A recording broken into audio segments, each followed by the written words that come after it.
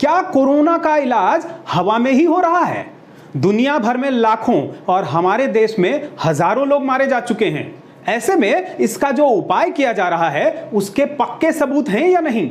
हमारे देश में जो दवा दी जा रही है वो हमें ठीक कर रही है या और बीमार?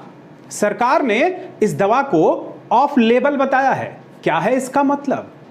जिसे मिरेकल ड्रग यानी जादुई दवा बताया जा रहा था, अब साइंटिस्ट कह रहे हैं कि वो फायदे की बजाय नुकसान कर रही है।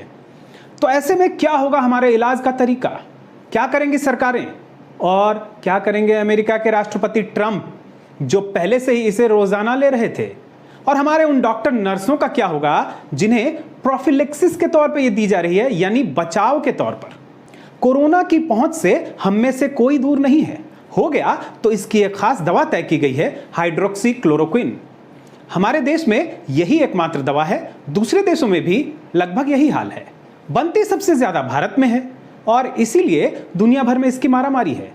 याद होगा आपको, अमेरिका के राष्ट्रपति ट्रंप ने इसी दवा के लिए भारत पर कैसा दबाव बनाया था।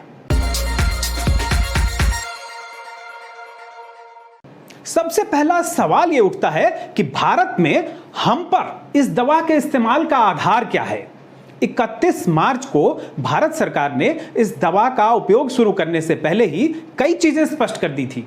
स्वास्थ्य मंत्रालय ने जो ट्रीटमेंट प्रोटोकॉल जारी किया था उसमें स्पष्ट कहा था कि इस दवा के उपयोग का आधार कुछ सूचनाएं हैं, इंफॉर्मेशन। यहां एविडेंस या साक्ष्य की बात नहीं की गई है। साथ ही बताया गया है कि यह इंफॉर्मेशन अनकंट्रोल्ड क्लिनिकल ट्रायल हैं। यह भी कहा गया है कि इस दवा का उपयोग ऑफ लेबल है, यानी न तो यह दवा इसके लिए बनी है और न ही अभी इसका अप्रूवल है। हाइड्रोक्सी क्लोरोक्विन नाम की यह दवा मूल रूप से मलेरिया के इस्तेमाल के लिए बनी थी, लेकिन बाद में इसके एक दो और इस्तेमाल शुरू हो गए, जैसे रूमेटाइड आर्थराइटिस, जो कि एक तरह का गठिया है, उसके इलाज के लिए भी इसका उपयोग होने लगा। लेकिन भारत में कोई भी दवा यूं ही शुरू नहीं हो जाती, और खासतौर पर महामारी के समय तो बिल्कुल भी नहीं। हेल्थ मिनिस्ट्री ने इसके लिए जो प्रोटोकॉल तय किया उसमें इसका इस्तेमाल एक खास किस्म के एंटीबायोटिक के साथ शुरू किया गया। अब जानते हैं कि इस पर क्या सवाल उठाए जा रहे हैं और उनका आधार क्या है। दुनिया के 600 से ज्यादा अस्पतालों में 96,000 से ज्यादा मरीजों पर यह स्टडी की गई है। कोरोना पर की गई यह दुनिया की अब तक की सबसे बड़ी स्टडीज में से है। इसमें बताया गया कि 15,000 मरीजों को हाइड्रोक्सी क्लोरोक्विन नाम की दवा दी गई, जबकि 81,000 मरीज ऐसे थे जिन्हें यह दवा नहीं दी गई।